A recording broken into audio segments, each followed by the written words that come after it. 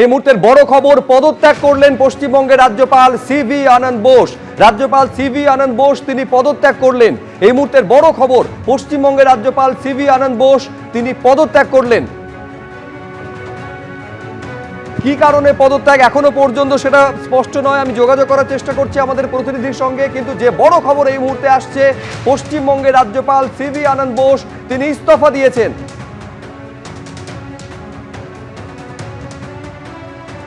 যোগাযোগ করতে পেরেছি, রুমা পাল আমাদের প্রতিনিধি রয়েছেন। কি জানতে পারছো রুমা, পদত্যাগ করেছেন সিভি আনন্দ বোস?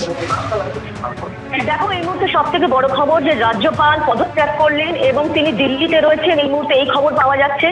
এবং পদত্যাগ করলেন, কি কারণে পদত্যাগ করলেন এখনো পর্যন্ত কিন্তু লোকভবন সূত্রে কোনো কিছু জানানো হয়নি, কিন্তু রাজ্যপাল পদত্যাগ করলেন। এবং সব থেকে বড় খবর, যেখানে কিন্তু তার এই মাত্র 3টি বছরই হয়েছিল এবং সেক্ষেত্রে তিনি রাজভবনের নাম পাল্টে লোকভবন করলেন, তার অনেক কর্মসূচিও তিনি করছিলেন। এর মধ্যে দেখা গেল কিন্তু তিনি দিল্লিতে রয়েছেন এবং দিল্লিতেই পদত্যাগ করেছেন।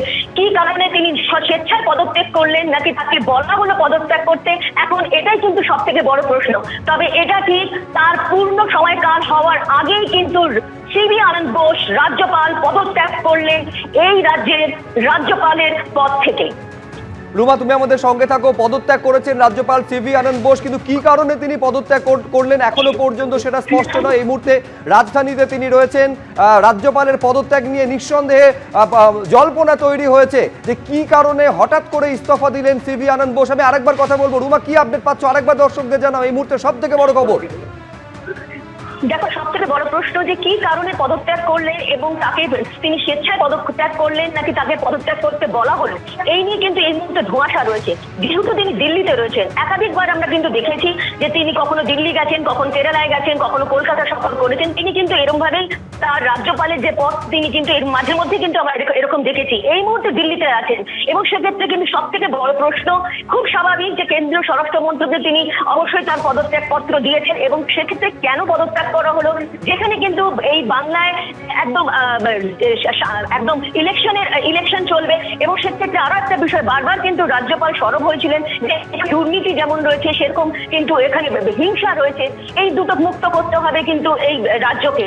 একাধিকবার তিনি সোচ্চার হয়েছেন, কিন্তু এখন দেখা যাচ্ছে তার সময়কাল পূরণ হওয়ার আগেই কিন্তু রাজ্যপাল পদত্যাগ করলেন।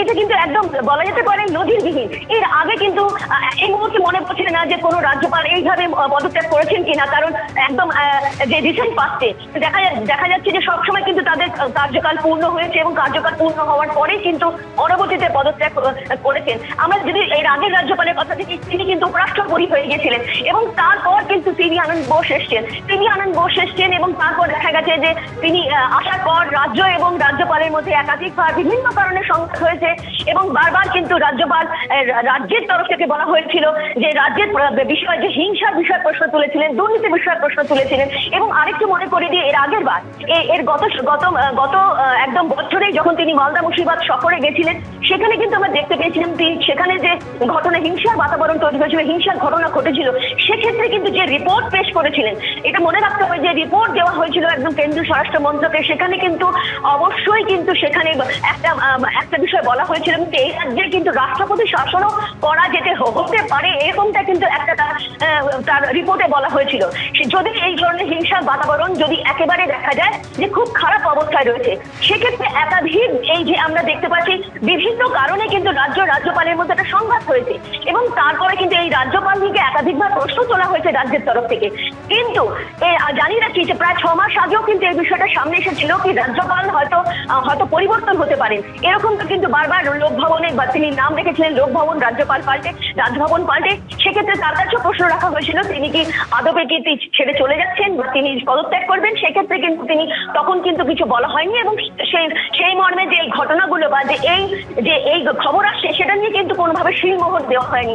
এখন জানা যাচ্ছে তিনি রাজ্যপাল পদত্যাগ করেছেন তার পূর্ণকাল হওয়া একদম 5 বছর হওয়ার হওয়ার আগে কিন্তু পদত্যাগ করলেন, এটা কিন্তু সব থেকে বড় খবর। কারণ ইলেকশনের মুখে, যেখানে কিন্তু একদম এপ্রিল মাসে ইলেকশন, শুধুমাত্র ভোটের নির্ঘণ্ট প্রকাশের বাকি রয়েছে, তার আগে রাজ্যপালের পদত্যাগ অবশ্যই রাজ্য রাজনীতি থেকে শুরু করে এবং আগামী দিনে কি হতে চলেছে একটা সিনারিও কিন্তু চোখের সামনে ভেসে উঠছে যে রাজ্যপাল কেন পদত্যাগ করলেন, কি কারণে। কারণ এই রাজ্যপাল, আমরা কিছুদিন দেখেছিলাম তার কিন্তু শরীর অসুস্থতার পর থেকে তিনি কিন্তু অনেকটাই বলা যেতে পারে, যদিও কখনো কখনো তিনি সোচ্চার হয়েছেন রাজ্যের বিভিন্ন ইস্যুতে, কিন্তু দেখা যেতে পারে তিনি অন্যান্য কর্মসূচিতে বেশি ব্যস্ততা তার ছিল।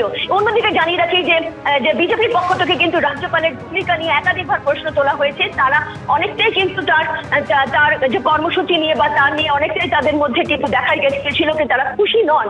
এরকম কিন্তু নানা রকম বিষয় কিন্তু সামনে এসেছে। এখন দেখা যাচ্ছে যে রাজ্যপাল রীতিমতো দিল্লিতে থাকাকালীন অবস্থায় কিন্তু তিনি পদত্যাগ করলেন, সব থেকে বড় খবর। এবং এটাও ঠিক যে এটা কিন্তু একটা নজিরবিহীন ঘটনা, যেখানে কিন্তু এইখানে বিধানসভা নির্বাচন সামনে, নির্বাচনকে কেন্দ্র করে একাধিকবার দেখা যাচ্ছে এসআইআর প্রক্রিয়া 7 লাখ লোকের, যেখানে ভাগ্য নির্ধারণ হওয়া বাকি রয়েছে, এবার ভোটের নির্ঘণ্ট ঘোষণা বাকি রয়েছে।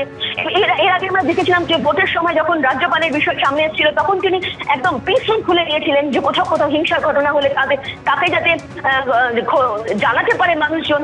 কিন্তু দেখা যাচ্ছে কোথাও কোনো রাজ্যপালের এই যে ভূমিকা বা পদক্ষেপ নিয়ে কোথাও হয়তো বারবার যে খবর এসেছিল, কোথাও একটা অখুশির বাতাবরণ ছিলেন। রাজ্যপালকে আরো যতটা সোচ্চার হতে রুমা, আমি তোমাকে, তুমি আমাদের সঙ্গে থাকো। এবিপি আনন্দ, এগিয়ে থাকে, এগিয়ে রাখে।